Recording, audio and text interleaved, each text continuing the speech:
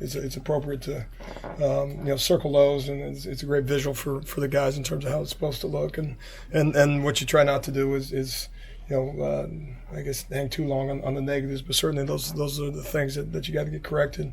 And then as you look at it, it's kind of a tale of two games. I thought we played at a high level at times, which is exciting. I certainly didn't think echo what I said the other night in terms of that. I didn't think we finished very well. If the scoreboard gets tilted in a certain way and it affects your performance, and that says something about you as a competitor.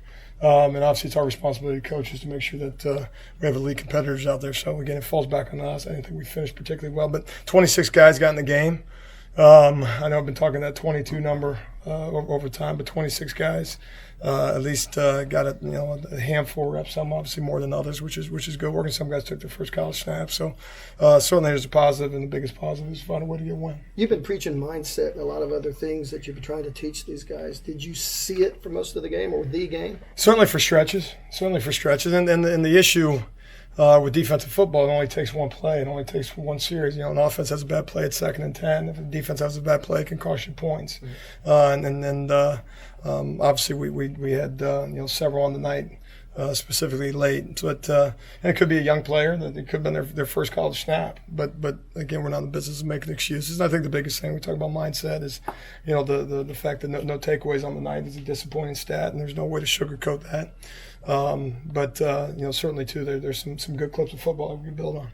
When you have guys like John Michael Terry and Ryan Jones that have been here, kind of fallen back a little bit, and now are starting to make an impact, are you more mindful of those guys? Are you? I mean, you yourself kind of root for those guys to do well? Well, you do. I mean, I think it's proof positive too that it's a performance based defense, and from the standpoint where you find yourself in the depth is all predicated on your performance. Those guys work their tails off. They've earned the trust of the coaches and the players around them. They've produced at least at a certain point to find themselves in the one group. The message to them is they got to perform in order to stay as ones. But same thing with and again, I don't know everybody's history here, but Pat Fields and DeLaren at safety, and I think Buki had a pretty good performance, and you kind of Stripling first day, first college football snaps, and some good, some bad, some ones you want back. Same thing, David Owebu, and so anyway, everybody's kind of at a different stage in terms of their path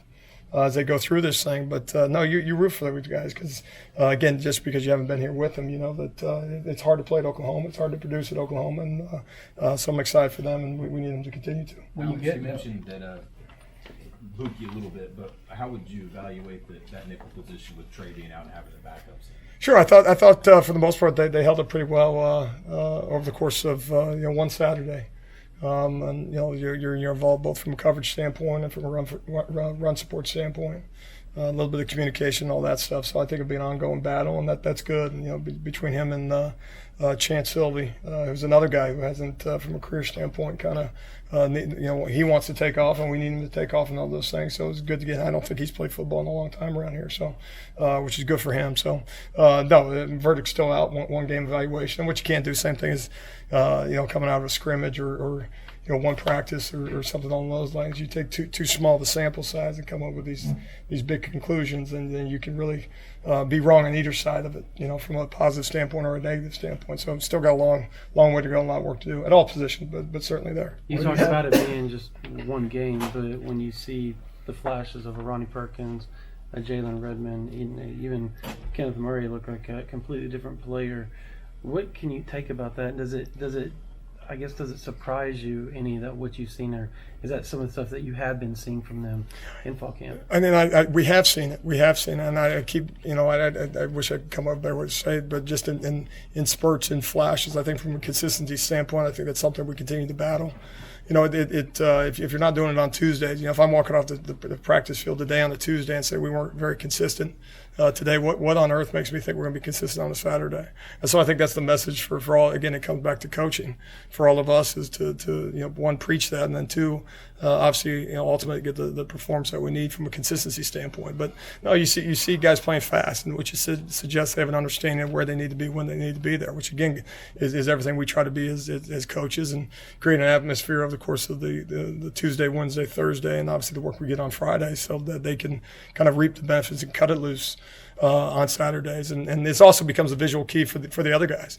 One, for themselves, that say, okay, that's how I want to do it. I don't want to look like this. I want to, again, that's a simplified way of saying it, but it's also a good visual for everyone else in the program, that when you see a guy run to the football and finish with a certain level of violence, you say, well, what's he have that I don't have, and why can't I look like that?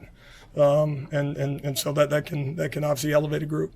Do you feel like you were consistent on Tuesday? I'm sorry. Do you feel like you were consistent today? I think we're pretty consistent today. The difference is obviously week one, you have much too much time for an opponent, and then you watch.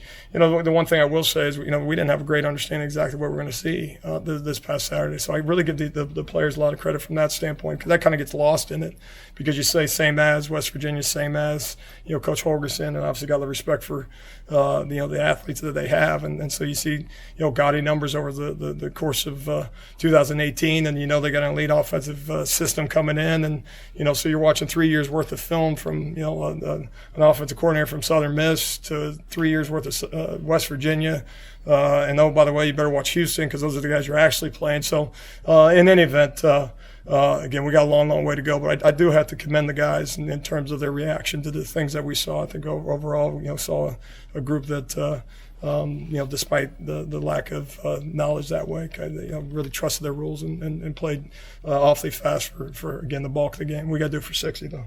Alex, when you have a set goal of turnovers for a season and you don't get any in a game, what's the message moving forward? Go get more in the next one? Or? Well, the message is the goal doesn't change. Yeah. You don't miss a sales goal at Apple and say that's lower our standard. That's New York Yankees just finished third in our division. They'll be okay because we had a tough stretch in May. Like that you don't do that. Mm-hmm. Now it doesn't mean you're going to get it done. It's all talk. I mean, I could say and I could talk tough and all those things. We got to go do it, and obviously it starts in practice.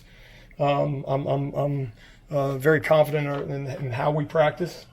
In terms of that skill set, one ball came out, we didn't get on it, which is not okay. And so what you don't do is you don't back off of it. The goal is the goal, the standard is the standard, and we got to find a way to get there. How hard is that as a coach to go back and look at film and say, well, this is an opportunity we missed in a turnover? I mean, because I would imagine it's hard to predict, when you could have stripped it or not stripped it or whatever. Well, it is, but it's still the one that starts with mindset.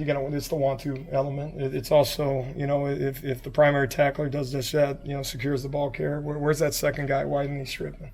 If the second guy's stripping, why isn't the third one stripping? And then why isn't the fourth one there? Is he content with watching someone else making a play? And so that's that playmaking mindset. I think. Probably there's obviously a number of issues, a lot of things we got to get solved, but I think that's one thing as I go through it, specifically off of a Saturday. Are you expecting to make the play on every single down? Is the ball surprising us? Did the play surprise us? And then certainly there were times if the ball surprises you, then the last thing you're thinking about is getting a takeaway. And so in any event, we're going to do a good job preparing these guys. So there's an expectation every snap to do this or that and make the play. How would you feel like your safeties played in the game? Again, for two guys, again, the negatives always stand out. I think from a penalty standpoint, really disappointing. Just things that can't happen, and so we'll address those and move forward that way. That's free yards. It led or contributed to a scoring drive, and so we got to be smarter than that. On the day, but I thought from a communication standpoint, I thought they did a phenomenal job. At an alignment standpoint, all those things that again, you're trying to make sure that you don't lose the snap before it is just snapped, And so I thought they handled that well. Again, not with a full understanding of what we're going to see. I thought they made tackles, tackled well in space for the most part. Obviously, you're not going to be 100%, but we didn't walk out of the game and say we're a poor tackling team either, which, again, is a good starting point, but it doesn't mean it's good enough yet. But, no, I was pleased with those guys. And, again, we got to generate some more competition, play more guys back there. Week one, things always come up that you don't anticipate in a walkthrough or dry run or whatever. Did that happen, and how was the communication for you out there? I thought overall, in terms of the players' response to formations and plays, I thought we showed a pretty good, understanding again. And if I had a man, I knew what man I had. If I had a gap, I did a poor job of getting to that gap, which obviously, from a gap integrity standpoint, you're going to see it. I mean, the easy answer is the quarterback scrambled. Okay, well, where was the individual who was supposed to be in that lane? And I assure you, there's someone that's supposed to be there. And so in any event, when you ask that question, I think about the ones where, guys showed a lack of knowledge in terms of where they're going to be. So we got to do a better job as coaches to make them that much more confident that they can handle all those situations. And they got to make sure that in moments of call it chaos, tempo, for some of the, especially guys that haven't played a lot of football, there's a lot going on. There's an opportunity to go make a play, and they get, the anxiousness of the moment, I'm sure got to some guys that way. It doesn't make it okay to miss the play. But all those things contribute, and we got to make sure that they have the confidence that they know where they need to be. So, certainly there's several plays on the night where kind of head scratchers as to why a particular individual wasn't where they're supposed to be. Kenneth has talked a lot about your simplicity of your system. What does that mean, simplicity, exactly? And are we talking communication and checks and what to do when something happens? Sure. Really what it speaks to is, the things we installed day one of spring football are the same things we repped this past Saturday or Sunday night, and the same things we'll rep this subsequent Saturday. So we don't, our game planning, we're saying our package is sufficient. We have this much that we think our guys can handle and execute at a speed that allows them to be successful. Is there I could call them tweaks, what have you, over the course, to make it adaptable to a certain offense. There certainly are, but we're not in the business of installing new defenses every single week. And so I think from the confidence standpoint, it wasn't simple day one for them. It's not designed to be, but it's from over a 7-month period of time as you find yourself now, into the season, the cumulative reps element of things. And so I think when he says that, that's what he's speaking to, and that's what we're attempting to do is everything, if you're doing all this stuff during fall camp and in week one comes around and all of a sudden here's our new defense for Houston, and then we come in, and I've been places where Tuesdays are a stressful day for players because it's like, what's our new defense this week, and so we really try to limit as best we can, those elements of things. So I think that's what he's speaking to.